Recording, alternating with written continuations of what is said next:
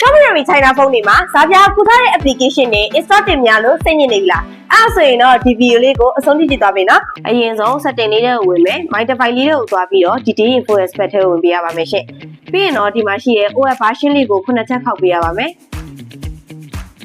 တော့ဒီလိုမျိုး password တောင်းရင်တော့ထည့်ပေးရမယ်ပေါ့နော်ပြီးရင် U က now a developer ဆိုပြီးဖြစ်သွားရင်တော့အပြင်လေးကိုပြန်ထွက်ပေးရပါမယ်တို့အောက်လေးကိုနည်းနည်းဆွဲပြီးတော့ additional setting လေးတွေကိုဝင်